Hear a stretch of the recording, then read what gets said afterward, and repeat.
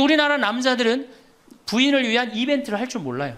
그러니까 이게 어떻게 있느냐면 가을 젖은 낙엽 땅바닥에 붙어 있듯이 쫙 부인한테 붙어 있으면서 밥 새끼 따박따박 그냥 받아먹고 끝난단 말이야. 설거지를 하기라나 뭘 하기라나. 그러니 미치는 거죠. 설거지를 해기래나 뭐 사랑한다고 말을 해기래나 뽀뽀를 해주기래나 그냥 소리나 뻑뻑 지르고 침부림이나 시키고. 나이 먹어갖고 돈이 없으면 자신이 없어져요. 자신이 없어져요. 여러분들 지금 자식들이 부모한테 용돈 얼마 주는 줄 아세요? 1년에 100만 원 줘요. 그 나누면 8만 원이에요. 8만 원. 그걸 받으려고 있는 돈 없는 돈 대동아 전쟁부터 고생해가면서 그렇게 키워요. 이제는 부모 자식지간의 효의 개념은 끝났어요. 효는 끝났다고 그래요. 평균 수명 100세 시대가 다가왔습니다. 사람들은 대부분 20대에 공부하고 30대에 결혼해서 50살까지 자식을 키우고 60대까지 세운 인생 설계를 전부라고 생각합니다. 그 후 40년 동안 인생 설계가 돼 있는 사람들이 얼마나 될까요? 노년은 인생의 휴가를 받은 것과 마찬가지입니다. 살아가야 할 날들이 몇 년 남았는가 깊이 생각해 볼 필요가 있습니다. 나이를 먹으면서 가장 큰 문제는 외로움입니다. 우리나라 노인 자살률은 OECD 국가 중 1위로 일본보다 2배가 높습니다. 1996년 당시 노인 10만 명당 28명에 해당했던 자살 인구가 2006년 10만 명당 50명이 훌쩍 넘었습니다. 노년처럼 축복받은 삶이 어디 있을까요? 오래 사는 것은 큰 축복입니다. 축복의 시간을 행복하게 살아야 합니다. 하지만 사람들은 노년기에는 잃어버리는 게 많다고 생각합니다. 물론 나이를 먹을수록 더 많은 슬픔을 견뎌야 하고 더 많은 것을 잃습니다. 상실은 노년의 가장 두드러진 단면입니다. 친구, 친척, 배우자, 심지어 자녀가 먼저 세상을 떠날지 모릅니다. 상실이란 단순히 죽음만을 뜻하지 않습니다. 삶의 모든 측면이 상실의 영향을 받는 듯합니다. 사회적, 경제적인 것 외에도 눈이 침침해지는 것과 같은 육체적 상실은 독서나 운전처럼 즐거움을 주었던 활동을 어렵게 만듭니다. 상실을 경험한 사람들은 다른 사람과 나눌 수 있어야 합니다. 황창현 신부님께서는 외로움과 상실로 힘든 노년기에는 가장 중요한 존재가 친구라고 합니다. 노년기에 가장 좋은 것은 살던 곳에서 친구들과 함께 살다 죽는 것이라고 하지요. 우리나라의 교육제도는 초등학교 6년, 중고등학교 6년, 대학 4년까지 배우고 그 이후에는 교육과정이 없습니다. 어린 시절 배운 지식으로 평생을 살아갑니다. 하지만 100살까지 풍요롭게 살려면 끊임없이 공부해야 합니다. 재산관리, 건강관리를 비롯해 그동안 살아온 재능을 노후 생활에 어떻게 활용할 것인지 배우는 교육의 장이 마련돼야 합니다. 친구들과 활기찬 노년을 보낼 수 있는 노인대학이 많아져야 합니다. 자식들과 가까이 살면 살수록 오히려 깊은 갈등이 생길 수 있습니다. 자식에 대한 기대는 원망을 키울 뿐입니다. 내가 어떻게 키운 자식인데 하는 생각으로 섭섭한 마음이 커지지요. 하지만 처지를 바꿔놓고 보면 부모는 자식 키우는 재미에 빠져 자녀를 길렀지만 자식은 부모가 죽어가는 것을 보는 것입니다. 몸이 아프고 고통스러워하는 모습을 지켜보는 일은 슬픕니다. 자식들에게 의지하는 것보다 부부가 스스로 행복한 노후를 보내는 것이 더 화목한 가정을 만들 수 있습니다. 미국은 재산 보유 형태가 주택은 30%, 금융자산 70%지만 우리나라는 주택이 90%, 금융자산이 10%에 해당한다고 하는데요. 하지만 우리나라 노인들은 돈을 쓰기보다 집 한 채 잘 갖고 있다가 자식들에게 물려주려고 합니다. 황창현 신부님께서 강조하시는 것 중에 이런 말이 있습니다. 자식에게 재산을 물려주면 세 가지를 잃는다는 말입니다. 첫째는 자식, 둘째는 인생, 셋째는 재산을 잃어버린다는 것입니다. 그러니 오히려 그 재산을 관리하며 여생을 풍요롭게 보내는 것은 어떨까요? 오늘은 황창현 신부님의 행복 특강을 통해 나이를 먹으면 찾아오는 세 가지 고통이 무엇인지 듣겠습니다. 노년을 살아가는 지혜를 찾는 시간이 되시길 바랍니다. 영상이 마음에 드신다면 구독과 좋아요, 알림 설정 부탁드립니다. 이제 나이를 먹으면 세 가지가 이제 고통이 옵니다. 첫 번째, 몸이 아파요. 그렇죠? 아, 60년, 70년 썼으면은 눈도 안 보이고 귀도 안 들리고 허리도 아프고 그렇죠? 네, 아픈 데 많아요. 그러니까 자꾸 짜증을 부립니다. 짜증을 자꾸 부리고 신경질을 자꾸 부려요. 그러니까 할머니들이 나이를 먹으면 먹을수록 도사가 돼야 되는데 나이를 먹으면 먹을수록 점점 애가 돼가는 거예요. 그러니까 손자 손녀들이 맨날 할머니 보고 우리 할머니 맨날 신경질 부린다고. 생각해보세요. 머리 하얗지, 얼굴 쭈글쭈글해지, 이빨은 빠져갖고 여기도 쭈글쭈글해지. 웃어도 현찬을 판국에 거기서 막 신경질 부리고 짜증 부리면 어느 자식이 그걸 보면서 행복해하고 오랫동안 좋은 마음으로 모실 수 있어요. 그래서 저는 90살 넘은 장례미사, 90살 먹은 할머니 장례미사를 본당 신부가 해줬는데 며느리가 70이다. 그러면은 본당 신부는 장례미사 하자마자 바로 교황청에 연락해갖고 이 70 먹은 며느리, 90살까지 모시고 산 이 며느리 바로 교황청에 연락해서 시성식 해줘야 돼. 이 며느리. 본당 신부 꼭 할 일이에요. 기적 심사 필요 없어요. 90살까지 모시고 산 것만 해도 뭐예요? 기적이에요, 기적. 안 버리고. 제가 어저께 식사하면서 잠깐 그런 얘기 들었는데 필리핀에 자식이 집 팔고 들어오면은 모시겠다 그러는데 버린 자식이 있었다며요. 그리고 또 뭐 캐나다에 며칠 전에 또 어디에서 나왔다 그러더라고. 자식이 그렇게. 여러분들 그게요 남 얘기 아니에요. 여기 노인대학 많이 온다 그러죠. 제가 노인대학은 1박 2일을 합니다. 그럼 제가 이런 강의를 끝나면 절 찾아오는 할머니들이 참 많아요. 신부님 내 얘기입니다. 그러면서 쫙 얘기하면 어떤 자식까지 있느냐면 생활 그 보조금 나오는 것까지 뺏어가는 자식들이 있어요. 여러분들 얘기야 무슨 아이고 여러분들 지금 자식 걱정할 때가 아니에요. 자, 몸이 아프면은 이제 이가 이제 문제가 생겨요. 그렇죠? 치과에를 갑니다. 치과에를 갔더니 의사 선생님이 하시는 말씀이 할머니 틀니로 하려면 300만 원, 걸으려면 500만 원, 임플란트로 하려면 3천만 원입니다. 이 돈 있어요, 없어요? 없습니다. 그러니까 추석 전에 아들한테 전화를 합니다. 한 달 전에 얘야 내가 요새 이가 아파갖고 소화도 안 되고 골도 아프고 잠도 안 온다. 그럼 아들놈이 딱 알아들어야 돼요. 우리 어머니 이가 없어서 나한테 이해해달라나 보다. 이렇게 알아들어야 되는데 지금 40대, 50대, 30대 된 자식들 중에 자기 어머니, 늙은 노모, 노부, 어금니 몇 개 빠진 거 아는 사람 얼마나 있어요? 없어요. 열어보지 않는 한 얼마나 알아요? 여러분들 지금 우리 엄마, 아버지 어금니 정확하게 몇 개 빠진 거 아는 분들 몇 분이나 계세요? 없어요. 얼마 전에 한 분이 손 들고 나는 안다고 그러더라고. 어떻게 하냐고 그러니까 몽창 빠져갖고 하나도.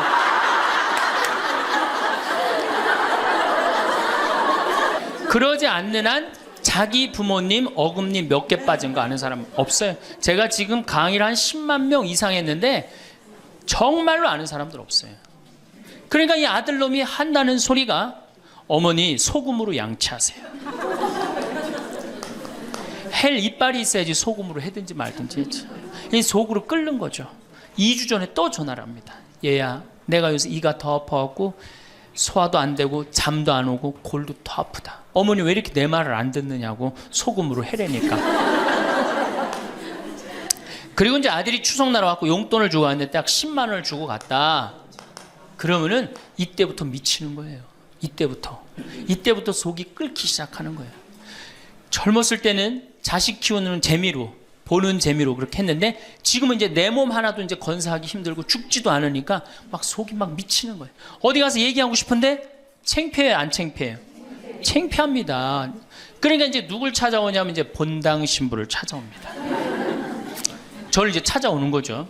신부님, 내 말 좀 한번 들어보세요. 할머니들이 이제 내 말을 들어보라고 그러면은 이제 몸 아픈 거, 아들이 이해 안 해준 거 이런 것만 하면 내가 다 알아듣는데 우리 할머니들은 내 말 좀 들어보라고 그러면은 꼭 어디서부터 시작하냐면 대동아 전쟁부터 이제 시작해요.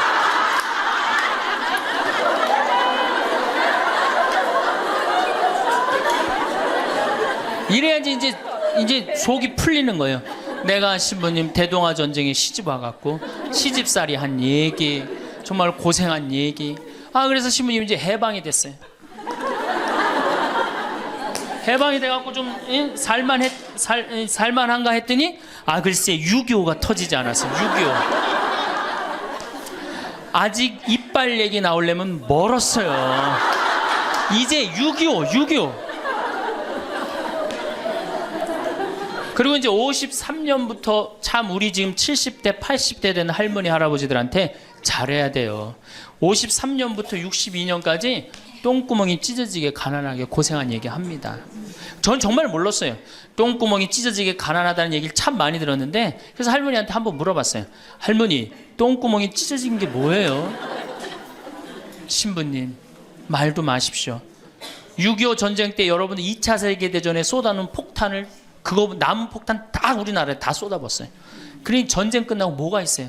전부 다 폐허가 돼갖고 아무것도 없죠. 가을에 우리나라가 한 85% 이상이 소작농이에요. 겨우 자기 해 먹을 거 그것밖에 안 됐어요. 전쟁 끝나고 9월에 이제 추수를 합니다. 9월에 추수를 하면 먹을 게 언제 떨어져요? 2월에 떨어져요. 그럼 보리는 언제 펴요? 5월에. 여러분도 오시면서 보리밭 보셨어요. 보리밭 이렇게 있는 거. 5월에 이제 보리가 피면은 2, 3, 4, 5월을 견뎌야 되는데 먹을 게 있어요? 없죠. 그러니까 산에 풀뿌리 캐서 먹고 나물 캐서 먹고, 그것도 모자라면 이제 뭐를 캐서 먹느냐면, 뭐를 먹느냐면 소나무 껍질 안에 하얀 속살, 그거를 이제 벗긴다 그래요. 그걸 벗겨갖고 말린다 그래요. 말려갖고 그걸 간대요. 할머니들, 옛날 할머니들 생각나시죠? 그걸 갈아갖고 국에 넣어서 먹으면 국이 빨간데 국을 먹으면 배가 부르대요. 또 거기다 밥을 해서 먹어도 배가 그렇게 부르대요. 옛날엔 배가 고파 죽겠는데 배 부르면 최고 아니에요. 배는 이제 먹었는데 이제 배는 부르는데, 문제는 이게 섬유질이 엄청나게 강한 거예요. 이게 야채나 뭐 채소나 과일의 섬유질하고 틀리대요.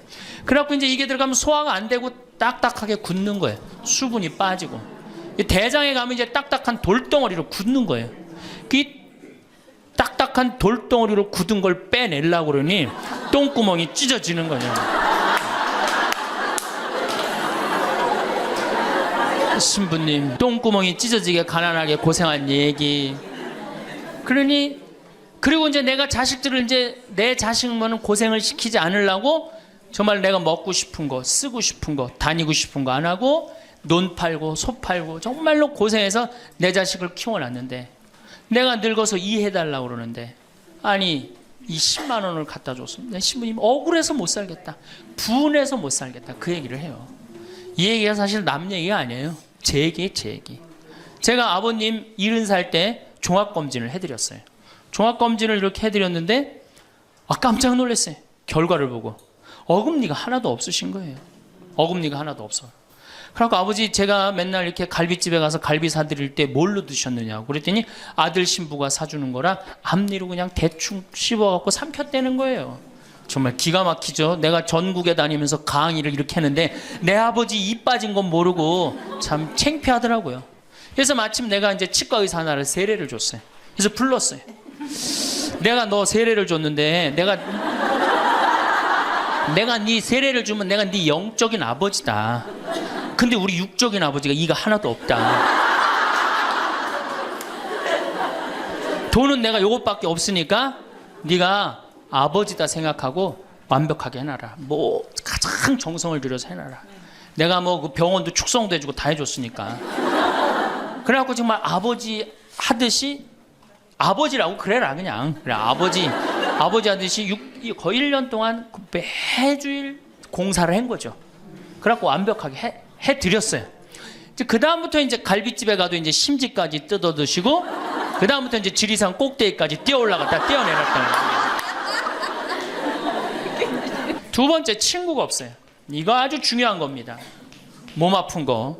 우리나라가 OECD 국가 중에 노인 자살률이 1위입니다. 누구보다 높아요? 일본보다 2배가 높아요. 일본은 고독사 하기로 유명한 나라예요. 늙어서 혼자 죽기로 유명한 나라예요.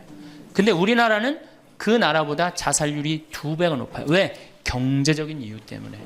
왜? 여러분들 여기 이제 할머니 할아버지들 몇 분 계신데, 자, 내가 돈에 주머니가 없어. 그럼 바깥에 나가고 싶어, 안 나가고 싶어요? 당연히 안 나가고 싶어요. 내가 저 모임에 나가갖고 뭐 한번 얻어 먹었어. 그 다음에 내가 그 친구한테 사줘야 되는 내가 돈이 없어. 그 다음 만나게 돼요, 안 만나게 돼요? 나이 먹어갖고 돈이 없으면 자신이 없어져요. 자신이 없어져요. 그러니까 여러분들 자식 초등학생이 학원비가 50만 원, 지금 중학생이 70만 원, 고등학생이 90만 원이에요. 그러면은 내가 이 90만 원 중에 20만 원만 떼어서 어머니 용돈 줘봐. 우리 어머니 신나서 살걸? 근데 내 자식 학원비 90만 원 안 아까운데 부모 30만 원 용돈? 여러분들 지금 자식들이 부모한테 용돈 얼마 주는 줄 아세요? 1년에 100만 원 줘요. 그 나누면 8만 원이야. 8만 원. 그걸 받으려고 있는 돈 없는 돈 대동아 전쟁부터 고생해가면서 그렇게 키워요. 이제는 부모 자식지간의 효의 개념은 끝났어요. 효는 끝났다고 그래요. 많은 사회학자들이 효는 끝났다. 사랑만 남아있다는 거예요. 이 얘기도 이제 제가 곧 할 거예요. 자, 친구가 없으니까 속이 좁아져요. 그렇게 했어요? 안 그렇겠어요? 아니, 친구들이 있으면 얘기도 좀 하고 속도 풀고 그러면 속이 좀 이렇게 풀려 맺혔던 것도 풀잖아요.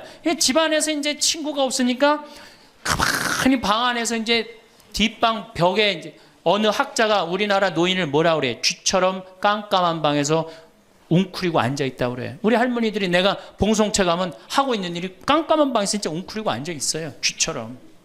그러니까 할 일이 뭐가 있어? 벽에다가 인생 복귀하는 거죠. 대동아 전쟁 생각하고 한숨 한 번 쉬고 6.25 생각하고 한숨 한 번 쉬고 이빨 안 해준 거 생각하고 한숨 한 번 쉬고 여름에 냉면을 먹고 싶어. 그러면은 큰아들이 사줄래나 둘째 아들이 사줄래나 막내 아들이 사줄래나 기다리는데 한 놈도 안 사줘. 그러면 언제 그걸 갖고 있다가 터트려요? 추석 때 터트립니다. 내가 옆집 할망구는 그 자식들이 와서 갈비도 사주고 냉면도 사줬다는데 나는 자식이 6, 7인데 나한테 냉면 사주는 자식 하나도 없다고. 냉면이 얼마나 해요? 5,000원, 10,000원이면 하죠? 그럼 자기 돈으로 사 먹으면 되는데 우리 할머니 할아버지들은 자기가 자기를 위해서 돈 쓰는 걸 할 줄 알아요? 몰라요? 몰라요. 정말 이거 큰 문제예요. 냉면 먹고 싶으면 상해 가서 사 먹으면 될 거 아니야. 그런데 그걸 기다리고 앉아있어. 그러니까 한을 쌓는 거지. 5,000원을 가지고. 큰아들이 사줄래나 둘째 아들은 사 먹으면 되는 걸. 그럼 행복한데. 그래갖고 이제 냉면 못 얻어먹은 거 아들이 이제 퇴근해갖고 들어옵니다. 아들이 퇴근해갖고 들어오면요, 참 문제는 뭐냐면은 아들이 들어오면은 어떻게 하면 돼? 내가 여러분들 나이 먹어갖고 싸움을 안 걸면요 자식들이 말을 안 해줍니다. 그러니까 아들하고 싸움을 거는 거예요. 너 이빨 10년 전에 안 해줘갖고 나 이거 쪼글쪼글 해갖고 이제 아무것도 못한다고 그러더라. 아들이 듣다 어머니 그만하세요. 한 번만 하면 100번째예요. 그럼 이게 안 먹히나 보다 그래요. 방에 들어왔고 또 이제 벽에다 복귀한 것 중에 그래 냉면 못 얻어먹은 거 들고 쫓아나가. 옆집 할망구 냉면도 얻어먹었다는 난 냉면도 못 얻어먹었다. 그럼 아들이 한마디 합니다. 어머니 그러려면 나가 죽어라. 몸 아프죠? 친구 없죠? 뭐만 남으냐면 자존심만 남습니다. 근데 그 자존심에 나가 죽어라? 그럼 미치는 거예요. 어디 가서 자식이 나가 죽으라 그러는데 얘기할 때가 있어요 없어요? 여러분들 나가 죽으라 그러는 거 아들이 50%, 며느리가 16%, 딸이 14%, 그 다음에 늙은 부부가 서로 나가 죽으라고 20%. 나가 죽으라는 말 듣는 비율이 그렇대요. 그냥 어디 가서 얘기하긴 창피하고 또 이제 본당 신불 또 찾아옵니다. 이제. 그래서 저한테 얘기를 해요. 신부님 내 말 좀 들어보라고. 이제 할머니가 이제 또 내 말 좀 들어보라고 그러면 이제 또 대동아 전쟁부터 이제 시작을 합니다. 해방 6.25 똥구멍이 찢어지게 가는. 내가 이렇게 키웠는데 나부로 나가 죽으라고 그런다고. 이제 늙었으니까 필요 없다고 나부로 나가 죽으라고 그런다고. 여러분들 그런 소리 이제 듣습니다. 왜 죽지도 않고 이렇게 오래 사느냐고 분명히 자식들한테 그런 소리 들어요. 100살까지 산다고 생각해봐요. 그것도 자식한테 얹혀서 100살 산다고 생각해보세요. 이제는 자식하고 늙어서 같이 산다는 생각은 꿈도 꾸면 안 돼요. 늙어서 이제 나 어떻게 살아야 돼? 나 혼자 자식한테 폐 안 끼치고 오래 사는 게 누구하고 좋은 관계 유지하는 거야? 자식하고 좋은 관계 유지하는 거예요. 어쨌든 나가 죽으라 그러니까 이제 미치는 거죠. 그래갖고 이제 다 듣고 이제 할머니가 나한테 그래. 신부님 나 꽃동네 좀 바래다 줄라. 난 자존심 상해서 저 집에서 도저히 못 살겠다. 그럼 내가 할머니한테 그래. 할머니 꽃동네는 아무나 가는 게 아니에요. 안 돼요. 그저 새벽에 그 꽃동네 앞에 내려다만 주면 그다음부터 내가 다 알아서 할 테니까 신부님은 꽃동네 앞에까지만 바래다 달. 내가 이제 다 듣다가 할머니한테 그래요. 할머니, 그 자식 키웠을 때 속상한 적 있었어요, 없었어요? 속상한 적 많았죠. 7살, 10살 미운 오리 새끼. 그때 말 안 들을 때 할머니 그 아들한테 속상하면 뭐라고 그러셨어요? 그렇지, 나가 죽어라 그랬죠. 네. 할머니 그냥 나가 죽으라고만 그랬어요? 아니요, 나가 되져라. 그러면 7살, 10살 먹은 자식이 자존심이 안 상했겠느냐? 자존심이 상했지만 그 아이는 참고 살았다. 너무 엄마가, 천하의 엄마가 나가주고 그랬지만 나갈 때가 있어야지 걔가 나갈 거 아니야. 자존심이 상했지만 참고 살았다. 이제 누구 차례다? 할머니가 참고 살 차례다. 아들도 나가주고라 그랬을 때 참고 살았다면 이제는 할머니가 나가주고라 할 때 참고 살 차례다. 지금 나가면 누가 할머니를 걷어줄 거냐? 오로지 부모라는 이유 하나로 한 집에 살아주는 것만 해도 고맙게 생각하고, 할머니가 할머니의 노년을, 할머니의 남은 생애를 준비하지 못한 할머니 잘못이다. 누구 탓할 거 아무것도 없다. 그럼 무슨 생각을 하는지 가서 참고 살아요. 참고 살아야지 어떻게 할 거야. 이제 안 죽으면서 진짜 문제가 발생합니다. 여기 뒤에 계신 분들 잘 들으세요. 우리나라는 안사람, 바깥사람 제도가 있어요. 그렇죠? 그래갖고 안사람은 안에서 애 놓다 죽었어요. 그렇죠? 애 키우다. 우리나라 지금도 변함없습니다. 안사람은 안에서 애 키우냐고 정신이 없어. 남편 신경 안 씁니다. 바깥사람 바깥에서 돈 벌다 죽었어요. 옛날에는 부부 갈등이 없었어요. 왜? 만날 일이 있어야지. 안사람 안에서 애 놓다 죽고 바깥사람 바깥에 돈 벌다 죽었으니까 만나야지 갈등이 생길 거 아니야. 서양은 20대만 나왔고 안 맞으면 30대 바꾸고, 30대만 나왔고 안 맞으면 40대 바꾸고, 40대만 나왔고 안 맞으면 50대 바꾼 부부가 애인같이 살아요. 근데 우리는 한 번도 맞춰본 적이 없어. 위해 준 적도 없고. 제가 재작년에 그 스톡홀름을 여행을 갔었는데 비행기 시간이 오래 좀 하루를 거의 기다렸어야 돼요.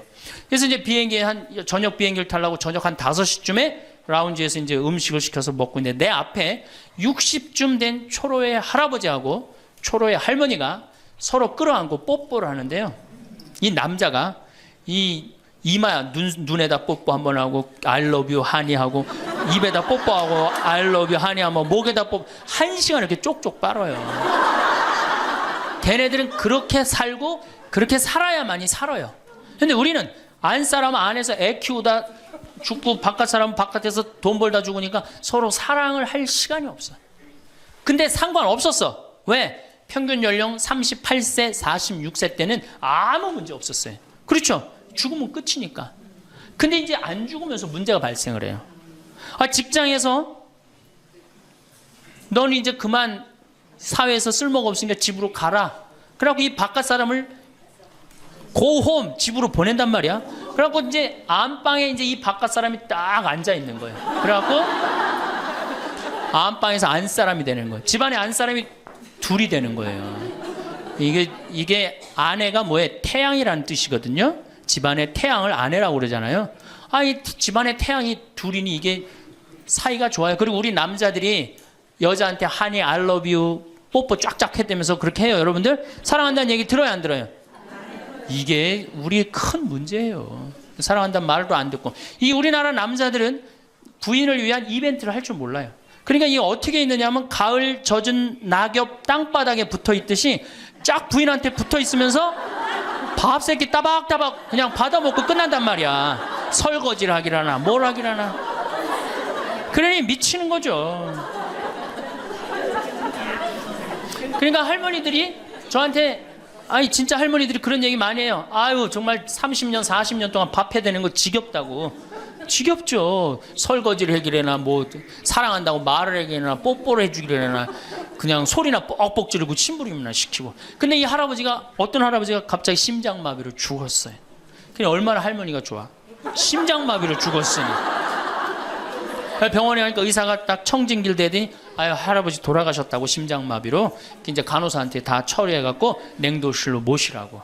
영안실로. 그래갖고 이제 영안실로 이렇게 할머니가 이제 이렇게 할아버지 뒤를 따라가는데 이 할아버지가 가다가 깨어난 거예요. 깨어나갖고 이제 할머니가 뒤따라온단 말이야. 그러니까 아우 나 좀 살아났으니까 얘기 좀 해달라고 막 그러니까 이 할머니가 못 들은 척.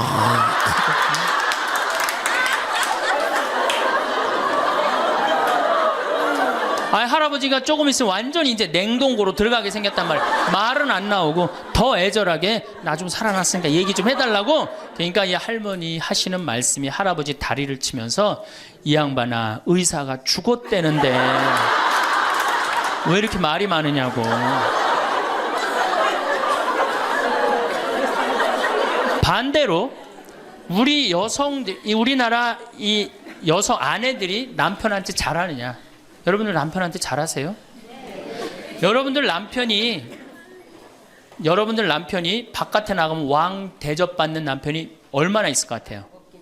없습니다. 그럼 층층샷 나가면 섬기는 사람이에요. 굽신거려야 되는 사람이고. 근데 아침에 출근할 때 정말로 내 남편이 전쟁하러 나가는데 정말로 왕 대접하고 내보내는 부인이 얼마나 돼요? 이러지 않으면 다행이지. 머리 막 부시시 해갖고 막 사자 머리를 해갖고 머리 끝에는 밥풀 하나 딱 이렇게 붙여놓고 여보 다녀와. 퇴근을 했는데 아직도 그 부시시한 머리를 가지고 테레비를 보고 앉아있다. 어느 남자가 집에 들어오고 싶겠어요. 여기 평창에 대유라는 룸사롱이 오픈했어. 작년에 서울 아가씨 항시 30명 대기 이렇게.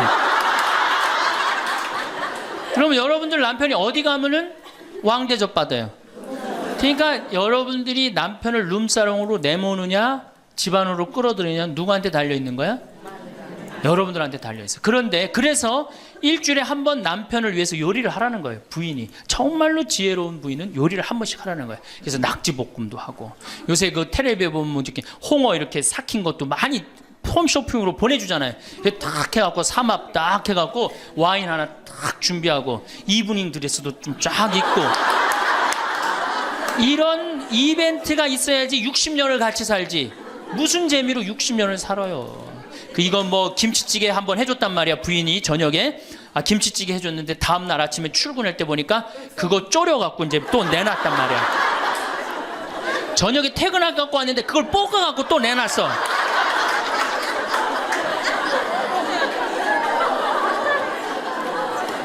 여러분들 자식한테 쏟는 거 반만 남편한테 해보세요.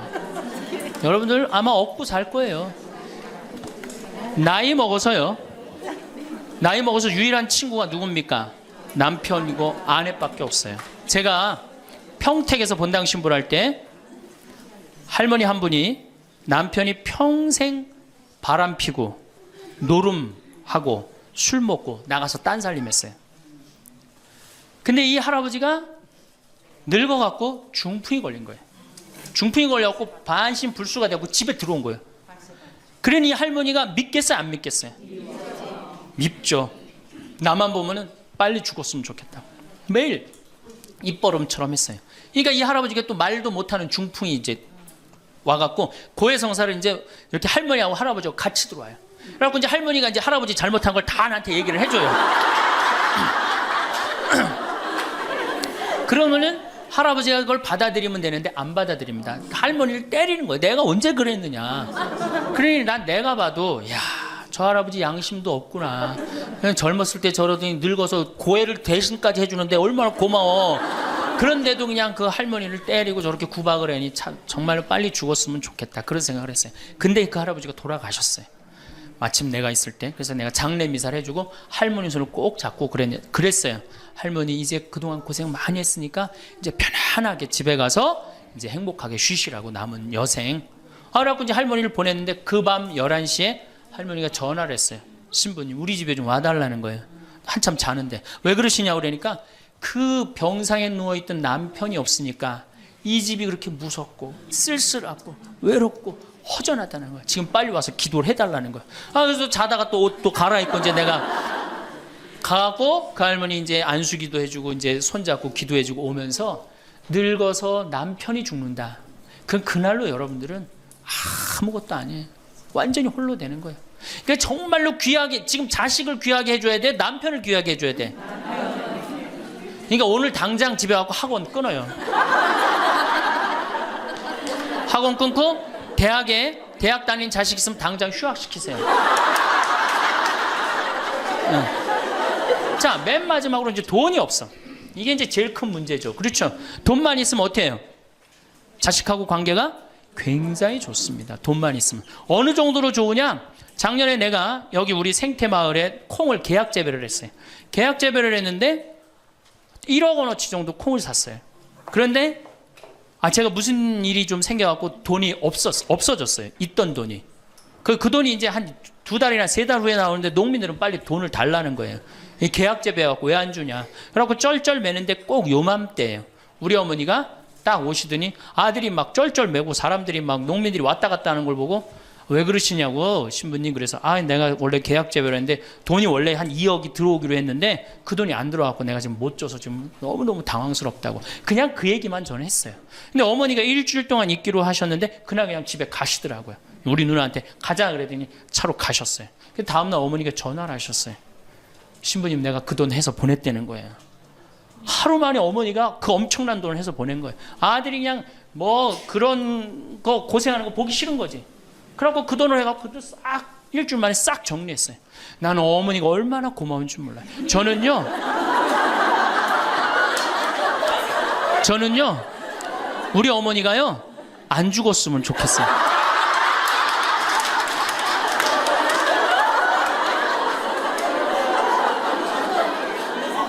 얼마나 좋아요. 은행이 이렇게 꿔주겠어요? 은행이 꿔줘요? 그러니까 나이를 먹어갖고 자식한테 줄 수 있는 게 있어야 돼요. 근데 한꺼번에 다 주면 안 돼. 조금씩. 그리고 그 자식이 나한테 돌려주는 게 있는 자식한테 줘야지 줬는데 안 주는 자식은 싹수가 노란 거예요. 그래서 그 자식한테는 주지 말고 내가 줬는데 나한테 준다. 그럼 그 자식한테 계속 잘해주면. 그래서 저는 어머니하고 자식 지간이 기브 앤드 테이크야. 죽을 때까지 기브 앤드 테이크를 해야지 서로 행복한 거예요. 네. 그래서 우리 자식들은 용돈 많이 드립니다. 어머니 아버지한테. 우리 어머니 아버지 이렇게 한 1년에 받는 용돈을 가만히 들어보니까 연봉 한 2천만 원 정도 되더라고요. 2천만 원이면 괜찮잖아요. 그럼 그 돈 당신 위해서 씁니까? 또 누구한테 써요? 자식들한테 다. 그러니까 서로 좋은 거예요. 기브 앤드 테이크. 이제 굉장히 지혜로워야 돼요. 노년을 행복하게 맞아요. 근데 돈이 없어. 그러면 이때부터는 천덕꾸러기 되는 거예요. 내가 프랑스 파리 쌍젤리제 거리를 가보니까 루이비통 구찌 있는 거리예요. 그렇죠? 쌍젤리제 거리 가보니까 거기서 저녁에 와인을 마시는 사람들은 할머니 할아버지밖에 없어요. 젊은 사람 꿈도 못 꿉니다. 우리나라 명동에 누구만 득실거려요? 젊은 애들이 득실거리죠? 이거 문제예요. 걔네들이 뭘 했어요? 돈을 벌었어요. 사회를 위해서 일을 했어요. 6.25를 겪었어요. 우리나라 경제 발전을 이뤘어요. 아무것도 한 거 없는 애들이 무의미하게 돈을 쓰는 거예요. 그러니까 사회가 불안정한 거예요. 이태리 로마의 라보나 광장이라고 있어요. 라보나 광장에 가보면요. 거기도 저녁에 할머니 할아버지 팔짱 다 7, 8분이 팔짱 끼고 숄 딱 거치고 와요. 그리고 와인 마셔. 젊은 애들은 꿈도 못 꿔요. 제가 오스트리아 비엔나에 비올라 공부하는 아이, 너 내가 맛있는 거 사줄게. 제일 좋은 데 가자. 그랬더니 시청 근처가 제일 식당이 좋대. 17명이 밥을 먹는데 15명이 할머니 할아버지. 젊은 애들 어디 있냐 그랬더니 내가 밥 먹고 보여드리겠습니다. 그랬더니 밥 먹고 시청 뒤에 공원에 가니까 젊은 애들이 우유하고 빵하고 그렇게 밥을 때우더라고요. 전심을 다 그렇게 때워요. 젊은 애들 왜 여기 젊은 애들이 식당에서 밥 꿈도 못 꿉니다. 스포츠카 할머니 할아버지들이 타고 다니지 젊은 애들 못 타고 다닙니다.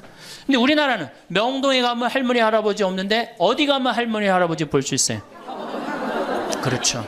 탑골공원에 가면 거기서 배식 받아서 밥 먹고 있는 거. 이게 세상이 거꾸로 돌아가는 거예요. 나무는 뿌리가 튼튼해야지 나무도 튼튼합니다. 그렇죠? 나무가 튼튼해야지 열매도 튼튼한 거예요. 우리 사회도 할머니 할아버지들이 행복해야지 누가 행복할 수 있어? 내가 행복할 수 있어. 내가 행복해야지 누가 튼실해? 튼실한 열매가 나오는 거예요. 근데 지금 우리나라 사회는 뿌리가 썩어가고 있어요. 뿌리도 썩어가고 나무도 썩어가고 당연히 모두 썩어가요? 열매도 썩어가는 거예요. 지금 썩어가고 있어요. 자, 우리나라가 178개 국가 중에 행복지수가 102등이에요. 102등. 왜 102등이겠어요? 태어나면서부터 글자 공부하기 시작해. 유치원 특목 유치원 다녀. 영어 배워. 중국어 배워, 일본어 배워. 초등학교 가서 이 학원 저 학원 시달려.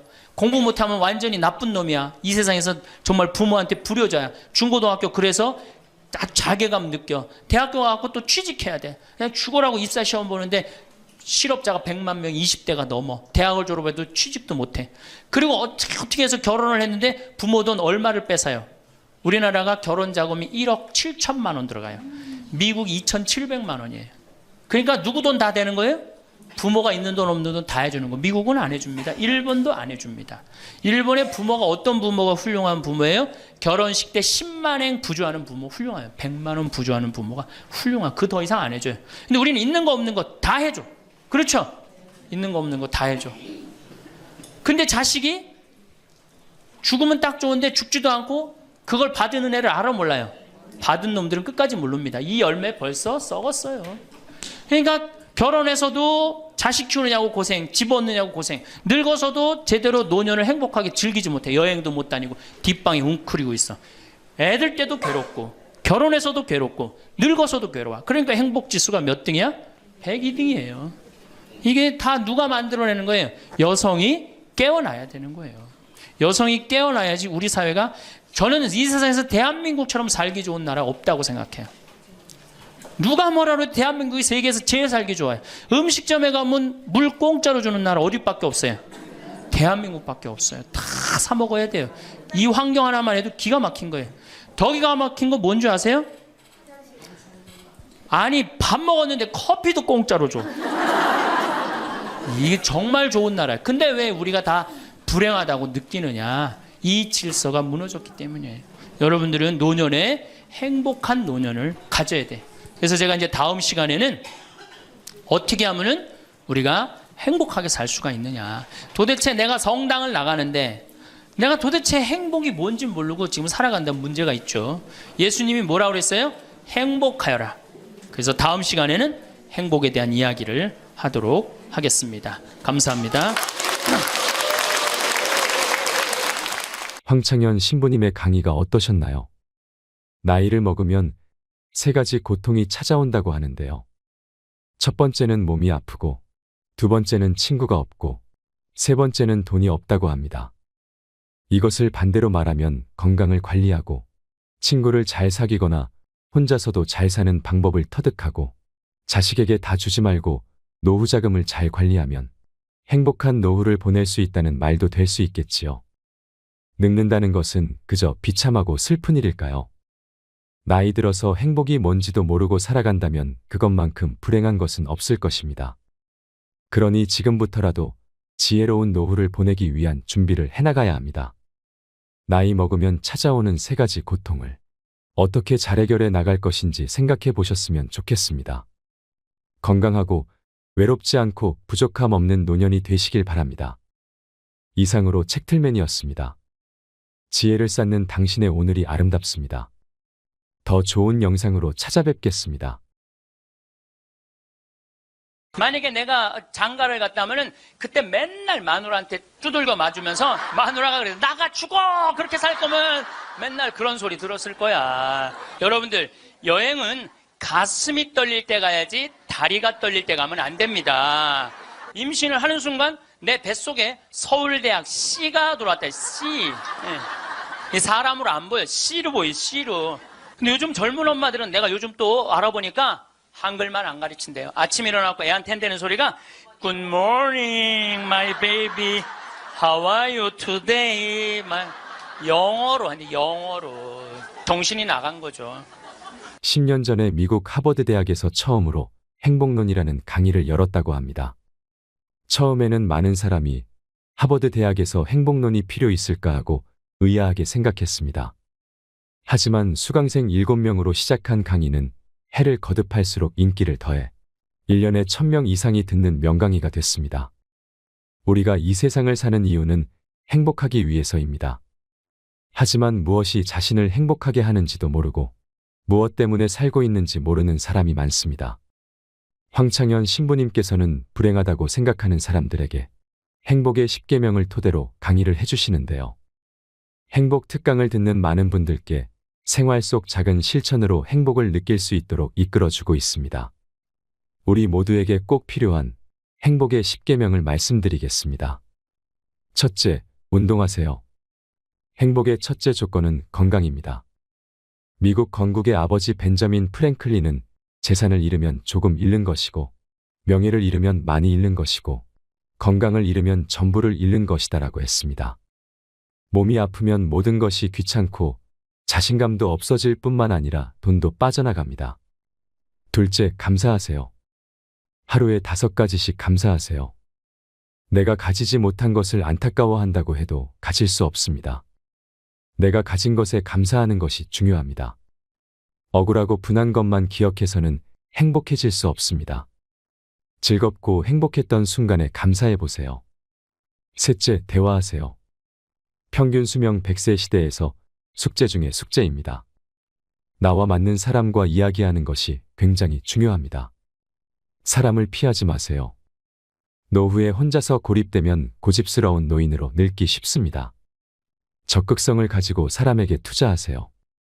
당신에게 긍정적인 에너지를 주는 사람이 분명 있을 것입니다. 넷째, 공부하세요. 초등학교 6년, 중고등학교 6년, 대학교 4년 동안 배운 지식으로 50살까지 살아갑니다. 100살까지 살면서 남은 50년을 공부하지 않고 그냥 살 수 있을까요?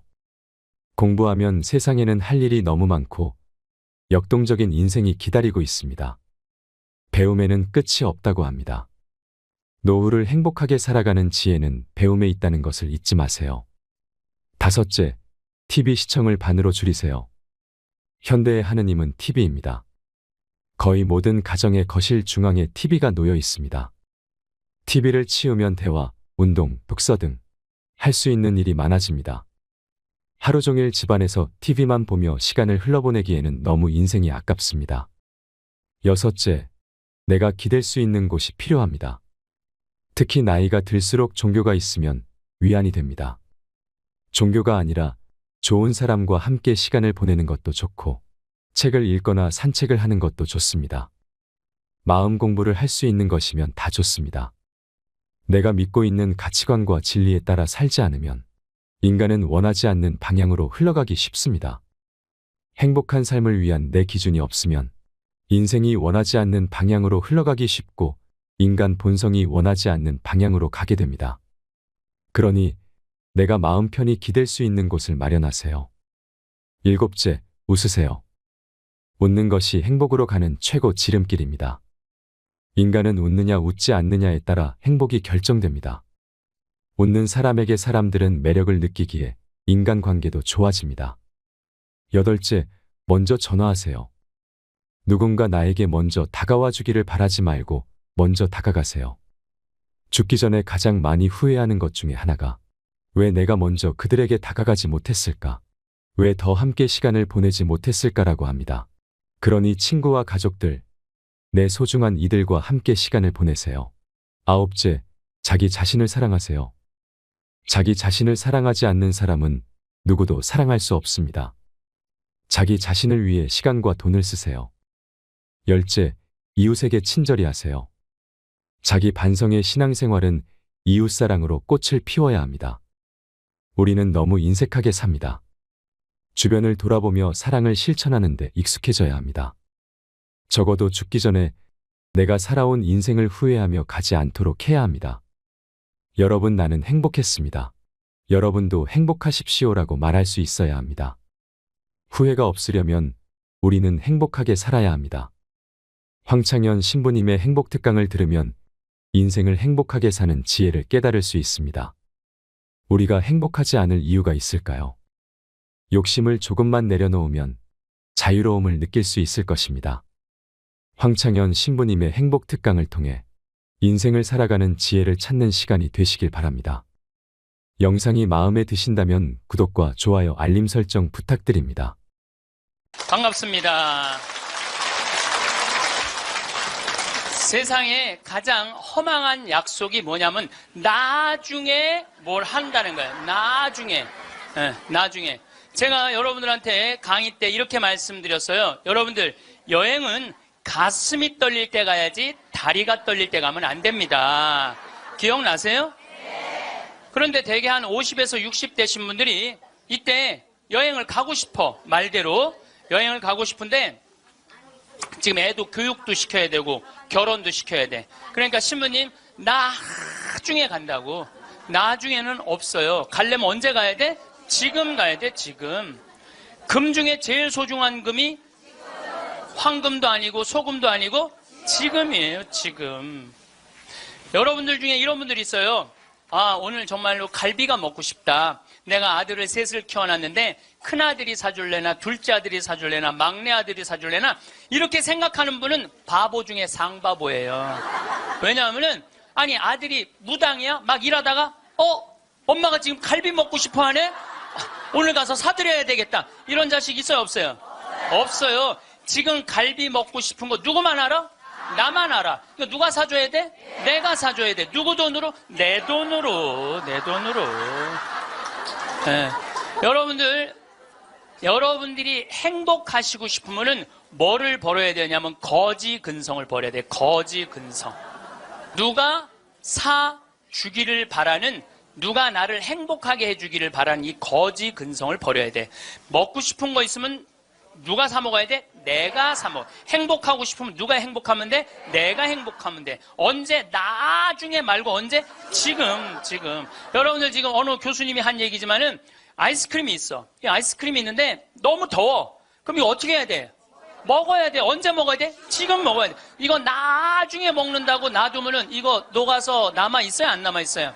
저한테 많은 암 환자들이 오죠. 많은 암 환자들이 와서 하소연할 때 이런 얘기를 해요. 신부님, 제가 정말로 이제 60부터 행복하려고 30살서부터 60살까지 돈만 모으고 아무데도 놀러 안 갔다는 거야. 근데 암이 걸려갖고 이제 아무데도 갈 수가 없다는 거야. 억울해 죽겠다는 거야. 차라리 그때 갈 걸. 미국 사람들은요 5개월 일해서 한 달 여행 가는 게 목적이에요. 5개월 열심히 돈 모아. 그건 이번엔 내가 뭐 어딜 간다 그러면 열심히 와서 한 달 휴가 화끈하게 갔다 와요.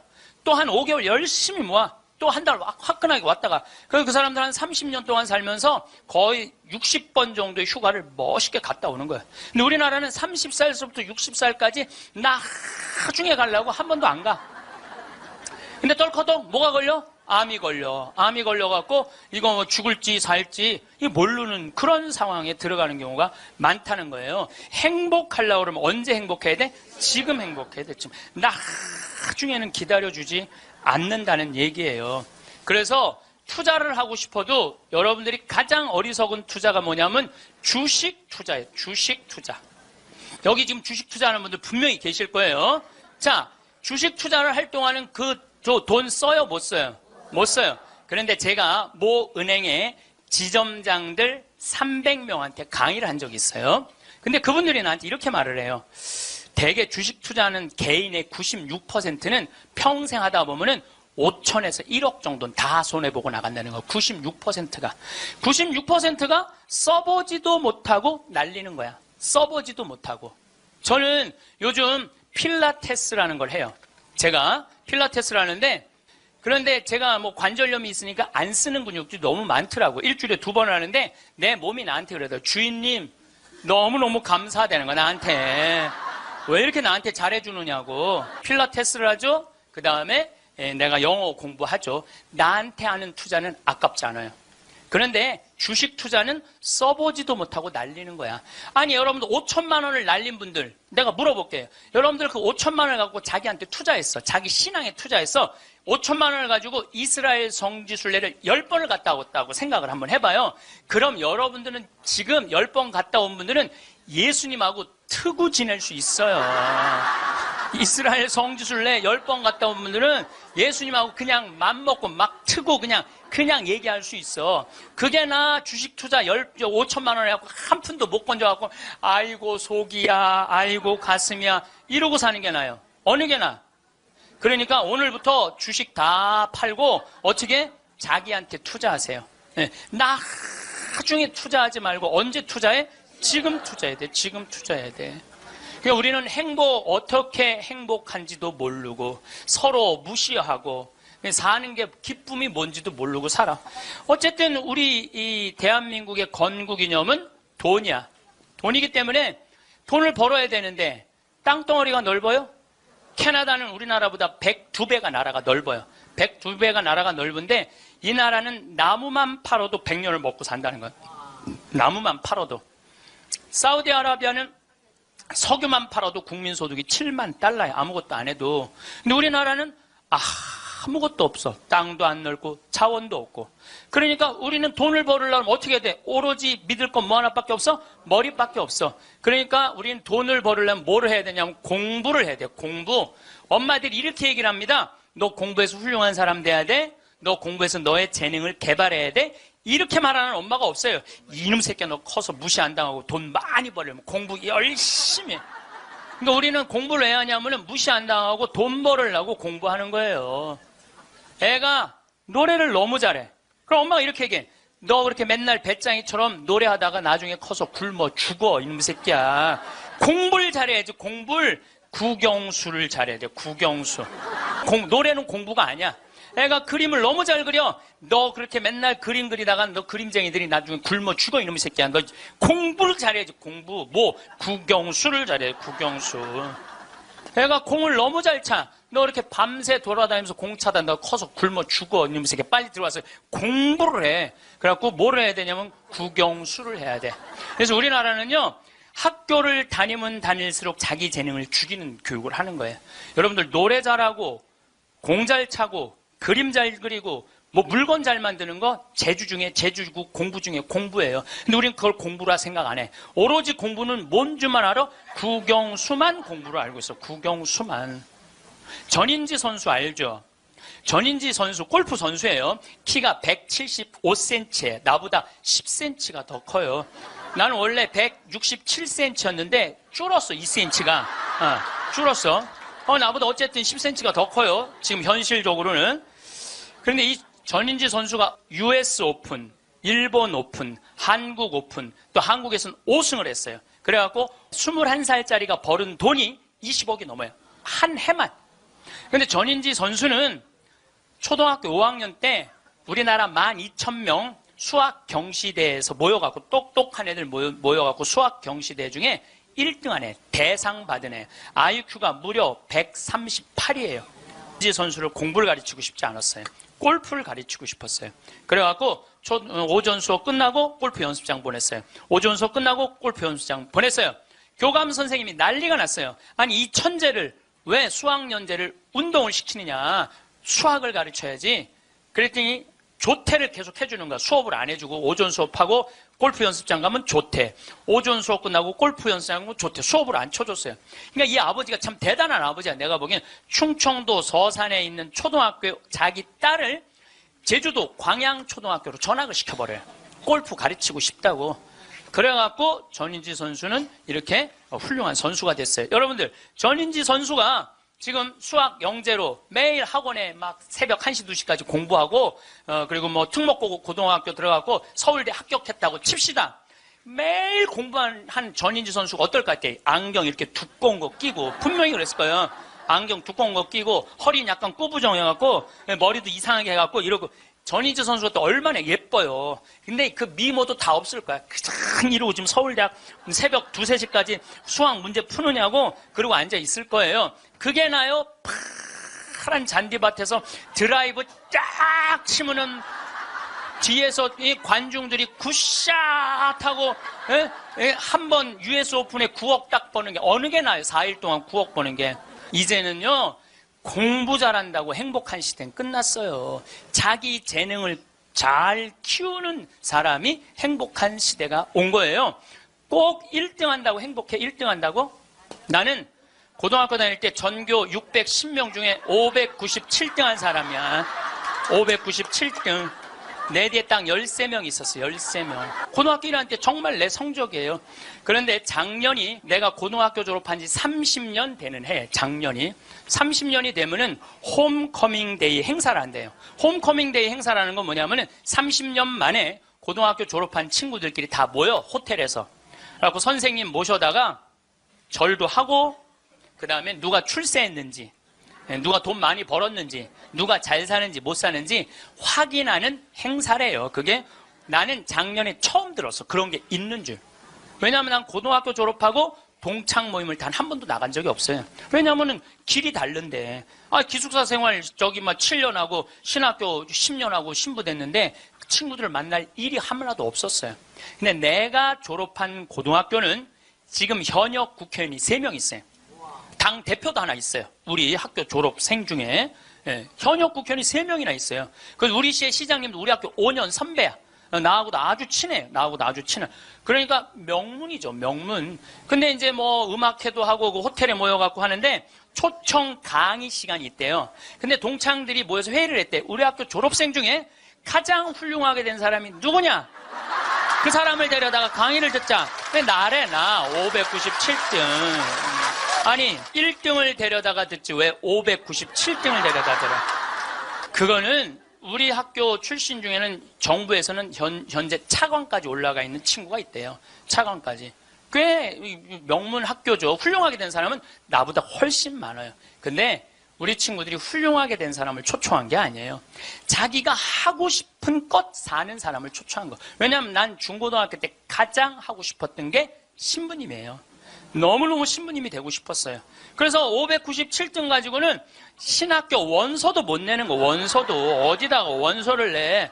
그래서 오로지 신학교 가고 싶은 그 욕구에 공부 열심히 했어요. 그래서 고등학교 2학년 때는 전교 25등까지 올라갔어요. 전교 25등.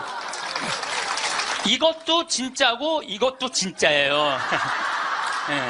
근데 내가 나온 고등학교는 그때만 해도 서울대 연고들 1년에 100명씩 갔어요.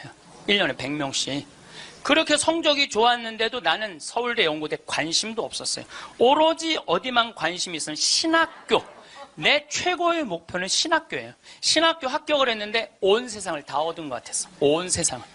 그리고 신학교 7년 동안 정말 행복하게 지냈어요. 아니 먹여주지, 재워주지, 얼마나. 그리고 신경 하나도 안 쓰게 여자도 못 만나게 하지. 얼마나 좋아. 얼마나 행복해요. 그래서 서품을 받았는데 보좌신부 3년을 했는데 16,000명 본당, 14,000명 본당, 5,000명 본당 보좌신부를 했어요. 근데 우리 천주교 교우들 보좌신부 바라보는 눈이 어떠냐면 하트야, 하트. 얼마나 보좌신부를 사랑해요. 그 28, 29, 30살에 그렇게 사랑받을 수 있는 젊은이가 얼마나 됐어요. 만약에 내가 장가를 갔다면은 그때 맨날 마누라한테 두들겨 맞으면서 마누라가 그래서 나가 죽어! 그렇게 살 거면 맨날 그런 소리 들었을 거야. 그런데 사제가 되니까 그렇게 사랑을 받고 본당부 신부 10년 동안은 교우들이 나를 떠받들고 업고 다녔어요. 정말 나는 평택 비전동, 경기도 광주 오포 능평성당 두 본당의 교우들한테 정말 감사해요. 부족한 것이 참 많은 신부임에도 불구하고 정말로 전 세계에서 대한민국 교우들처럼 신부들한테 잘하는 교우가 어디 있어요. 10년 행복하게 지냈죠. 그리고 이제 강원도 평창에 가서 산 지 12년이 되는데 정말 요즘 같은 경우는요, 아침에 마당에 딱 서면 물 한 개 펴요. 밤낮 기온차가 있을 때 물 한 개가, 여러분들 물 한 개 피는 거 어떤 거 모르죠? 쫙 피어올라요, 그냥. 눈에 보여요. 그리고 단풍이 쫙 있지, 마당에, 생태마을 마당에 딱 앉아서 강을 내려다보면 근심 걱정이 하나도, 걱정할 게 뭐 있어? 마누라가 있어, 자식이 있어, 근심 걱정이 하나도. 얼마나 행복해. 그러니까 친구들이, 동창들이 와서, 나한테 와서 보는 거, 야, 너 정말로 행복해 보인다. 왜냐하면 하고 싶은 일을 하니까. 하고 싶은 일을 하니까 행복한 거예요. 1등이 행복한 게 아니에요, 여러분들. 정말 행복한 거는요, 꼴등도 행복한 나라가 행복한 거예요. 1등이 행복한 나라는 행복한 나라가 아니에요. 평창에 와서 살면요, 갑부예요. 우리 땅 좋은 거 하나에 15만이 한 평에. 그러면 한 300평 사봐야 한 4,500만 원, 5천만 원이에요. 그리고 집 기가 막히게 잘 지면은요, 한 1억 5천이면 정말 이 서울의 어떤 집보다 멋있게 질 수 있어. 그래봤자 2억이야, 2억. 그리고 7억이 현찰로 남으면요, 평창에서 갑부로 살 수 있어요. 근데 우리는요, 1등에만 목을 매기 때문에 내려앉는 걸 할 줄 모르는 거예요. 내려앉는 걸 할 줄 모르는 거예요. 여기 있는 분들도 가만히 있어요. 난 망했어. 그리고 가만히 정신 차려보면 그래도 건질 게 많거든. 그런 거 정리해갖고 평창에 오면 다 되는 건데 여기서 살라고 그러니까 힘든 거예요. 여기서 살라고 그러니까. 그러니까 1등병을 고쳐야 돼요. 1등 병원. 자기가 하고 싶은 거 하고 사는 게 제일 좋은 거예요. 우리 집에 조카가 하나 있는데 3년 전에 내가 잠비아를 데리고 갔다가 얘가 말라리아에 걸렸어요. 그래갖고 여러분 1년에 말라리아로 걸려 죽는 숫자가 얼마냐면 300만 명이에요. 300만 명. 예. 근데 처음에는 말라리아인지 뭘 독감인 줄 알고 계속 수원에 있는 병원에 있었어. 근데 보니까 이게 치료가 안 되는 거야. 점점 백혈구 수치가 올라가는 거야. 죽기 직전까지 올라간 거죠. 너무너무 놀래갖고 내가 여기 서울 국립의료원에 입원을 시켜놓고 마침 서울대병원에 내가 강의를 나가니까 전화해갖고 최고로 좋은 감염내과 의사 찾아서 우리 조카 좀 내가 조카 하나 잡게 생긴 거 아니에요. 지금 아프리카 데리고 가서 조카 좀 살려. 그리고 내가 그날 내 평생에 그렇게 간절하게 기도한 적이 없어. 하느님, 우리 조카만 살려주면 내가 열심히 살겠습니다. 딴 생각 안 하고 내가 열심히 기도했어요. 조카가 살아났어요. 기적같이 살아났어요. 정말 죽으려고 그러는 애가 살아났어요. 근데 얘가 그 말라리아 걸리기 전에는 화학과를 다녔어요. 근데 별로 행복해 보이지 않더라고, 애가. 화학과를 다녔던 애가. 근데 말라리아 치료되고 난 다음에 학교를 때려쳤어요. 얘가 어렸을 때 성우를 하고 싶어 했어요. 그래서 뭐 바이올린도 배우고 피아노도 배우는 아이예요, 원래는. 근데 화학과를 간 거야. 바이올린하고 피아노 배우는 애가, 성우하고 싶은 애가 화학과를 가니 얼마나 한심해요. 그랬더니 나한테 그러는 거야. 삼촌, 내가 학교 때려쳤어. 그래서 왜? 그랬더니 내가 죽음 직전까지 가보니까 내가 좋아하는 걸 하다가 죽는 게 자기가 옳게 사는 거라는 생각이 들더래요. 그래서 얘가 공부를 해갖고 뮤지컬 학과를 들어갔어요. 뮤지컬 학과를 들어가고 아니 가자마자 장학금을 받고 다니는 거야. 화학과 다닐 땐 장학금 하나도 받지 못했던 애가 자기가 좋아하는 걸 하면은 되는 거예요. 뭐 청음은 만점이래요.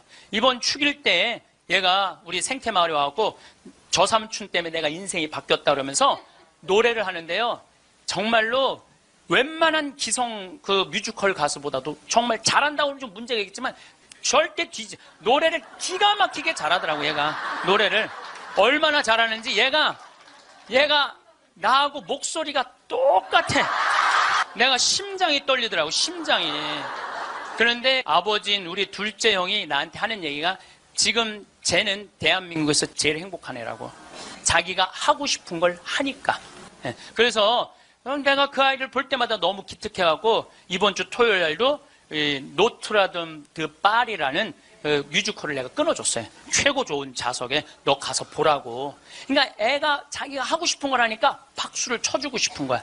여러분들도 정말 자녀들을 사랑한다면 여러분들이 좋아하는 국영수를 가르치지 말고 자녀가 좋아하는 걸 찾아줘야 돼요. 그래서 우리는 1등을 해갖고 어딜 들어가야 돼? 서울대학을 들어가야 돼. 이게 행복 공식이야. 돈을 벌으려면은 공부를 잘해야 되고 공부를 잘해서 1등을 하고 1등을 해갖고 서울대학을 들어가야 돼. 근데 여러분들 우리나라 자살률 최고 높은 학교가 어딘 줄 아세요? 카이스트예요. 카이스트. 공부 잘한다고 행복한 거 아니에요. 하고 싶은 일을 하는 게 행복한 거예요.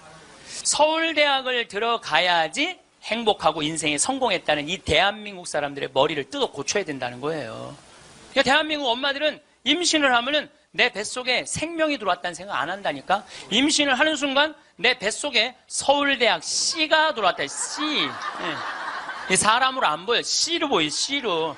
근데 요즘 젊은 엄마들은 내가 요즘 또 알아보니까 한글만 안 가르친대요. 아침에 일어나고 애한테 한다는 소리가 Good morning, my baby.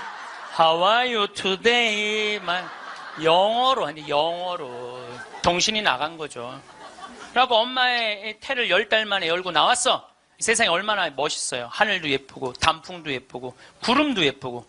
그래갖고 베란다 창문을 통해서 구경 좀 하려고 그랬더니 마음 급한 엄마가 너 지금 그거 볼 시간이 어디 있어. 1살짜리한테 한쪽 창문에 가나다라 마바 차타카타 붙여놓고 반대쪽 창문에는 A, B, C, D 붙여놓고 누워서 모빌이 돌아가는데 기억, 리을, 지글, 리을이 돌아가는 거야. 자, 저는 이 이야기를 20년째 하고 있어요. 왜냐하면은 내가 가정방문 다녀보면서 제일 꼴배기 싫은 게 애방에 글자, 숫자, 영어 더덕더덕 붙여놓는 거예요. 그게 애를 위한 일이 아니거든요. 애를 정신을 혼란하게 만드는 거예요. 발도르프 교육이라고 있어요. 독일에서 1차 세계대전 끝나고 난 다음에 담배 공장에서 처음으로 한 교육이에요. 근데 이게 가장 인간한테 인권을 존중해주는 교육이래요. 이 발도르프 교육은 유치원 때부터 대학 졸업할 때까지 등수가 없어. 등수가. 누가 1등인지 누가 꼴등인지 몰라. 그리고 이 발도르프 교육에서는 사람을 어떻게 등수로 먹이느냐 이거예요. 사람 어떻게 등수로 평가하느냐 이거예요. 등수가 없어요. 그리고 지금 노르웨이, 핀란드, 덴마크, 네덜란드 다 등수 없어요. 우리나라처럼 1등급부터 15등급, 20등급 나눠놓는 나라가 없다니까요. 참 불행한 거예요. 이건 교육이 아니에요. 교육이. 근데 이 발도르프 교육에서 가장 하지 말아야 되는 거 머리맡에 모빌 달아놓지 말라는 거예요. 애기한테 모빌 달아놓으면 절대 안 된다는 거예요. 생각을 해봐요. 하루 종일 가나다라 갖고 놀고 ABCD 갖고 놀고 1, 2, 3, 4 갖고 놀아서 너무 피곤해. 그래서 잤어 밤에. 자고 한 8시간 잤어. 오늘 하루를 개운하게 시작해볼까? 눈을 딱 떴는데 기역, 니은, 지글, 리을이 돌아가. 이게 애들한테 보통 스트레스가 아니라는 거예요. 그런 애들이 커서 다 치약 한 통을 다 짜서 동료 병사들을 먹이는 거예요. 그런 애들이. 그러니까 우리나라 애들은요, 어렸을 때부터 너무 스트레스를 받아갖고 중학교 2학년만 되면 폭발하는 거예요. 그래서 중2병이 나오는 거예요. 부모가 너무너무 괴롭혀갖고, 작년에 부산에서 한 초등학교가 선생님이 2학년인데 22명이 한 반인데 다음 중간고사 볼 때 만점 받는 애부터 밥 먹인다고. 그래서 국어, 수학을 중간고사에 봤대요. 근데 4명이 22명 중에 4명이 만점을 받았대. 4명한테 그랬대. 니네들 만점 받았으니까 밥 먼저 먹으라고. 그리고 18명한테 니네 시험 못 봤으니까 밥 나중에 먹으라고. 그러고. 급식을 성적순으로 한 거죠. 애들한테 갑질 가르치는 거예요. 너 공부 잘하니까 뭐도 먼저 먹어도 돼? 밥도 먼저 먹어. 어렸을 때부터 공부를 잘하면 특권을 누리게 가르치는 거예요. 그래서 갑질이 나오는 거예요. 그래서 어렸을 때 공부 잘하면 밥도 먼저 먹어도 돼. 그러니까 얘네들은 항상 먼저 먹었어. 뭐든지. 그러니까 나중에 무슨 판사, 검사, 국회의원, 장관 돼도 항상 먼저 먹어도 돼. 돈도 먼저 먹어. 뭐든지 먼저 먹어. 남들보다 먼저 먹어. 돈도. 근데 항상 평생을 먼저 먹어갖고 먹었는지 기억도 안 나는 거예요. 이게 우리나라 교육에서 잘못된 거예요. 만약에 선생님이 이렇게 교육했다면 얼마나 좋을까요? 18명한테 니네들 시험 못 봤으니까 먼저 밥 먹고 기운 내서 공부 열심히 해. 그리고 4명한테 니네들 양보하면 쟤네들한테 좋을 것 같아. 이랬다면 이 교실 안이 훨씬 화기애애했을 거예요. 만점 맞는 애 먼저 먹으라고 18명 나중에 먹는 애들 시험도 못 봤는데 밥도 나중에 먹으래. 기분 좋을 것 같아요? 나쁠 것 같아요? 기분 나쁘죠. 학교 다니면서 기분 나쁜 거죠. 근데 얘네들은 또 집에서는 독상을 차지할 수 있어. 집에서만은. 그래갖고 집에서 엄마한테 성적 주고 행복하게 밥을 먼저 먹었어. 집에서는. 근데 문제는 엄마예요. 행복하게 밥 먹는 애 한번 쳐다보고 성적표 한번 쳐다보고 행복하게 밥 먹는 애 한번 쳐다보고 성적표 쳐다보다가 해서는 안 될 말을 해요. 야 이놈의 새끼야, 이 성적 받고 밥이 목구멍으로 넘어가냐. 그럼 얘는 할 수 있는 건 딱 하나밖에 없어요. 탈선밖에 할 수 있는 게 없어요. 탈선. 제가 몇 년 전에 우리나라 최고 좋은 특목고등학교 합격한 여학생이 저를 찾아왔어요. 우울증에 걸려갖고. 얘는 우울증에 걸리니까 머리를 안 깎았어요. 허리까지 머리가 나왔어. 근데 얘는 나하고 1시간 동안 면담하는 동안 단 한순간도 고개를 들지 않았어요. 그러니까 팍 고개를 숙이니까 그 긴 머리가 나는 걔 얼굴을 1시간 동안 못 봤어요. 까만 머리만 봤어. 까만 머리만. 근데 얘가 하는 말이 이런 말이에요. 자기는 초등학교 4학년 때까지 너무 행복했대요. 공부도 잘하고 시골에서. 근데 선생님이 엄마를 부르더니 얘는 여기다 놓기 너무 아까운 애라고. 공부를 너무너무 잘하니까 평촌으로 보내라고, 학원만은. 그래서 평촌으로 엄마가 전학을 보냈대요. 근데 여러분들 이거 생각해야 돼요. 아이는 전학을 한번 가면은 엄마 뱃속에서 새로 태어난 것 같이 새로운 환경에 놓인대요. 친구 새로 만나야지, 선생님 새로 만나야지, 가는 길 다르지. 그만큼 힘든 거야, 전학을 한번 가면은. 근데 가자마자 전교 1등을 했대요. 그러니까 바로 왕따를 당했대요. 그냥 사는 게 너무너무 학교 다니는 게 지겨웠대요. 근데 오로지 공부 잘하니까. 거기서 너무너무 공부를 잘하니까 선생님이 엄마를 부르더니 얘는 평촌에 놓기 너무 아깝다고 일산으로 보내라고. 일산으로 갔대요. 중학교 올라가고 일산에서도 공부를 너무 잘한 거야. 그랬더니 선생님이 엄마를 부르더니 얘는 여기다 놓기 너무 아깝다고 강남으로 보내라고. 강남으로 간 거예요. 그래서 우리나라 최고 좋은 특목고등학교 합격을 했어요. 얘 아이가. 합격을 했는데 우리는 특목고등학교 3월 달에 들어가는 게 아니고 우리 일반 고등학교는 3월에 가잖아요. 특목고등학교 1월 달에 기숙사에 들어간대요. 그래서 1월, 2월 2달 만에 고등학교 2학년 과정을 다 마친대요. 워낙 똑똑한 애들이니까. 그러니까 걔네들이 다 예일대, 하버드대, 서울대, 2학년 때 다 가는 거예요. 3학년 때까지 안 가, 2학년 때 다 가는 거야. 선행학습 하니까. 근데 첫날 공부를 하고 저녁에 양치를 하려고 그랬는데 치약을 안 갖고 왔더래. 그래갖고 한 방이 6명이 있었는데 5명한테 치약을 빌려달라고 그랬더니 치약을 빌려주는 애가 한 명도 없더래요. 안 빌려주더래. 왜 안 빌려줘요? 만약에 내가 치약을 빌려줘갖고 얘가 양치를 잘해갖고 다음날 건강하게 일어나고 공부를 열심히 하면 되겠어요? 안 되겠어요? 내 경쟁자가. 얘네들은 경쟁자로 보이는 거예요. 친구로 동료로 안 보이는 거예요. 그래갖고 뭐를 해야 돼? 1등을 해야 돼. 그래갖고 뭘 해야 돼? 출세를 해야 돼. 협동, 이해, 양보, 배려 이런 거 안 배워요. 이런 거 안 배워요. 경쟁, 1등, 출세, 돈 이걸 배우는 거예요. 얘가 생각을 해보니까 그때 우울증이 온 거예요. 이게 뭐냐. 근데 걔가 나한테 정말로 울부짖으면서 한 얘기가 있어요. 신부님, 나는 내 인생을 돌아봐서 16년 동안 즐거웠던 추억이 하나도 없어요. 공부한 거 외에는 생각나는 게 하나도 없다는 거예요. 토요일 날 일요일 학원만 다녔지 어디 놀러 가봤던 적도 없다는 거예요. 그러니까 추억이 하나도 없는 애들이 특목고 가는 거예요. 그리고 그중에 진짜 4당 오락 4시간 자면은 합격, 5시간 자면은 떨어져. 그러니까 4시간밖에 안 자고 공부만 하는 애들이 서울대학 가는 거예요. 그중에 정말 도서관에서 머리통이 터져라 공부하는 애들이 사법고시, 행정고시 보는 거예요. 그리고 그중에 진짜 똑똑하고 출세 욕구 있는 애들이 국회의원이 돼갖고 지금 대한민국을 통치하고 있는 거예요. 대한민국 모든 사람들이 만들어낸 거예요. 대한민국 국회는 대한민국 교육의 결정체예요.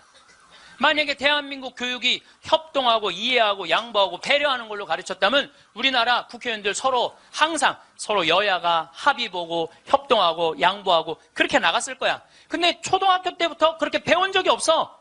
경쟁하고 1등하고 출세하고 자기 잘난 것만 배웠어. 핀란드 유치원하고 우리나라 유치원하고 자전거를 한 대 갖다 놓고 어린이집 놀이터에 이 자전거를 갖고 정말로 얘네들이 잘 노나 실험을 했어요. 근데 핀란드에는 20명이 있는데 한 명이 막 타고 노는데 다른 애가 아무도 안 건드려. 그래서 얘는 또 타고 놀더니 제자리에 갖다 놔. 다음 애가 또 타고 놀아. 그 다음 애가 또 타고 놀아. 그래갖고 20명이 1시간 내에 다 타고 놀았대요.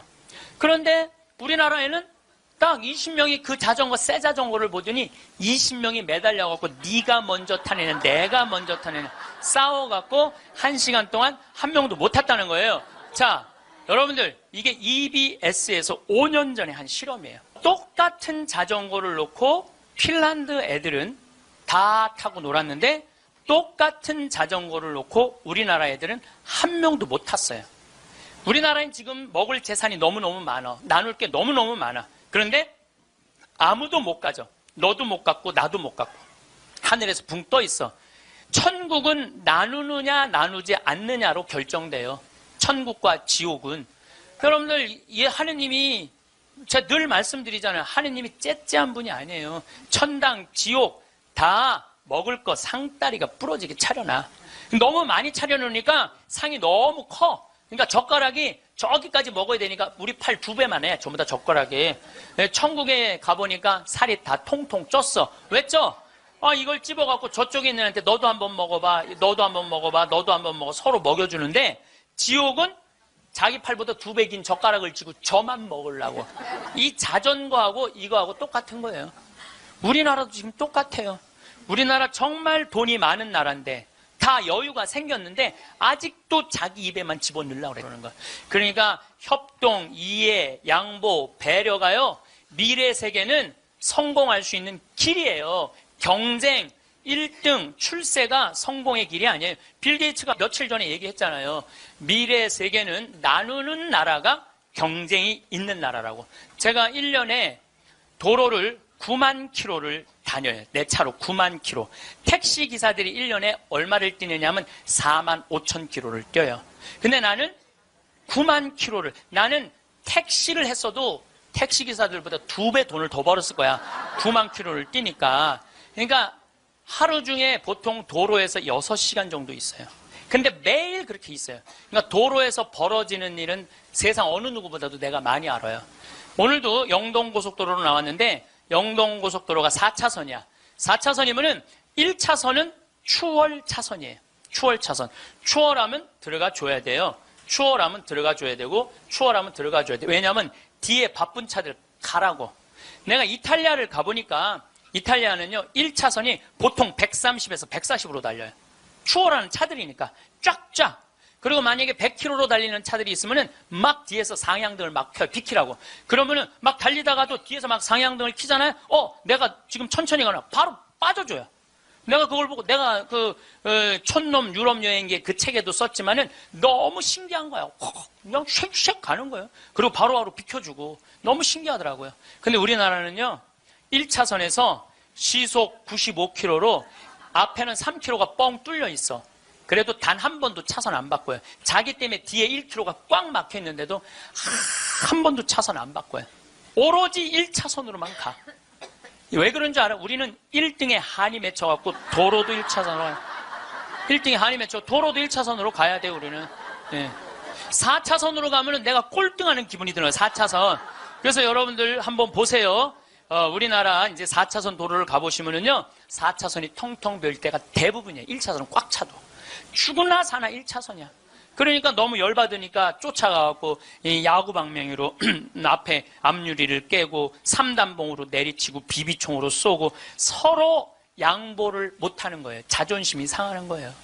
아니 자기가 좀 늦으면 2차선으로 가든 3차선으로 가든 4차선으로 가는데 우리는 이게 안 되는 거예요. 그리고 방향 지시등을 켜주는 건 예의야. 뒷사람에 대한 예의야. 그런데 10대 중에 방향 지시등을 켜주는 차들은 3대 내지 4대밖에 안 돼요. 그냥 들어가고 싶으면 들어가고 나가고 싶으면 나가고 자기 하고 싶은 대로 하는 거예요. 서로에 대한 예의가 안 갖춰져 있으니까 매일매일 폭력적인 일이 벌어지는 거예요. 가장 기본적인 걸 안 가르치는 거죠. 가장. 근데 지난번에는 뭐 서울에서 강의가 있어갖고 나오는데 2000쯤 나왔는데 뒤에 앰뷸런스가 내가 봐도 무지하게 급한 것 같아. 달려오는 게 막 상향등에 비상 깜빡이에 뭐 삐우삐우에 정신이 하나도 없는 거예요. 그런데 내가 딱 자리를 비켜줬는데 앞에 10대 중에 내가 쉬어봤어요. 몇 대가 비키나 딱 3대 비키는 거야. 나머지 7대는 그냥 가는 거야. 그러니까 너무너무 급하니까 지가 막 2차선 3차선으로 막 가더라고요. 그 앰뷸런스가. 그만큼 남에 대한 배려가 없는 거예요. 미국이나 캐나다는요 앰뷸런스나 경찰차가 소방관차가 딱 하잖아요. 모든 차는 양쪽 쫙 갈라져요. 그리고 아예 서버려. 그 차 가라고. 그게 기본적인 배려예요. 배려. 근데 우리는 왜 안 비키냐 그랬더니 그런 심리가 있대요. 저 안에 아무도 없을 거야. 지가 바빠서 저거 키고 가는 걸 거야. 이런 심리가 있대요. 얼마나 우리가 지금 기본이 안 돼 있는 게 지금 우리의 문화 안에 있는지 몰라요. 지난 1월 달에 제가 괌에 강의를 갔어요. 괌에 강의를 갔는데 저녁에 나하고 같이 간 신부님이 시내 구경 나가자고 해서 나갔어요. 근데 건널목을 건너려고 그랬는데 두 걸음을 걷는데 빨간불이 딱 켜졌어. 어떻게 뒤로 딱 물러났죠. 뒤로 물러났더니 그 앞에 있는 차가 나보고 웃으면서 가라는 거예요. 네가 가던 길이니까 가라는 거야. 뒷차들이 쫙 서 있는데 나는 빨간불이고 자기는 파란불인데 나보고 가라는 거야. 항상 선진국에 가보면은요, 누가 우선이냐면 사람이 우선이에요. 사람이 건너겠다면 차는 자기가 파란불이라도 서요. 그리고 신호 없는 데는 당연히 자기가 알아서 서요. 내가 또 보고 배운 게 많으니까 난 기사가 있으니까 보통 70 먹은 아줌마가 길을 건너려고 그러면 뒤로 돌아다 보잖아. 2차선에서 2개 차선 여기만 이면도로 주택가에. 그럼 내가 그래요. 저분 길 건너려고 그런다. 서라. 1년 동안 그냥 가는 거예요. 핸대는 소리가 차 조심해야지 왜 내가 조심하느냐고. 그러니까 사람이 차 조심을 해야 돼. 차가 사람을 조심해야 되는데 우리는 사람이 차를 조심해야 돼. 하도 내가 잔소리하니까 요즘은 서요. 딱 우리가 서갖고 웃으면서 가라고. 그럼 70 먹은 아줌마가 느닷없이 없이 우리가 쓰잖아요. 웃으면서 가라고 그러잖아요. 그럼 70 먹은 아줌마가 우리 차를 보고 표정이 이런 표정이야. 진짜 가도 돼? 이런 표정이야. 진짜 가도 돼? 이런 표정. 그래서 우리가 웃으면서 진짜 가도 돼요? 예. 그럼 그때서 웃으면서 건너가요. 그러니까 자기를 위해서 차가 서준다는 건 상상을 못 하는 거죠. 자기를 위해서 차가 서준다는 거는 제가 지난번에 원주 국토관리청에서 강의가 있었어요. 가깝잖아요. 내가 운전하고 나갔어요. 운전하고 나갔는데 치악체육관에서 강의 끝나고 돌아오는데 치악체육관에서 가는데 도로 한가운데 젊은이가 라켓 2개를 뒤에다가 메고 가운데 갇힌 거야. 걔네들이 갇혀있는데 차들이 싱싱 달리더라고. 건널목 한가운데 갇혀있는데. 그래서 내가 차를 딱 세웠어요. 내가 쓰니까 뒷차들도 다 섰죠. 한 개 차선이니까 다 서갖고 내가 쓰면서 웃으면서 건너가라고. 그랬더니 젊은이 둘이서 날 보고 하는 표정이 진짜 가도 돼? 이런 표정이에요. 진짜 가도 돼? 그래서 내가 진짜 가도 돼. 그랬더니 얘네들이 이 산더미만한 애들이 딱 건너가다가 갑자기 내 차로 몸을 돌리더니 90도 인사를 하고 가는 거예요. 걔네들 기분 좋게 건너가고 나 기분 좋은데 걸리는 시간이 3초밖에 안 걸렸어요. 3초. 근데 우리는 그 3초를 내놓지 못하는 거예요. 사람을 무시하는 거죠. 사람을 존중해 주는 게 아니라 사람을 무시하는 거예요. 제가 영어학원 다닌다고 이제 영어학원을 다니는데 이제 지하에다 주차를 해놓고 올라와요. 주차 1층에서 이제 내려야 돼요, 저는. 근데 이제 3층, 4층에 중학교 애들 영어 이제 학원이 있어요.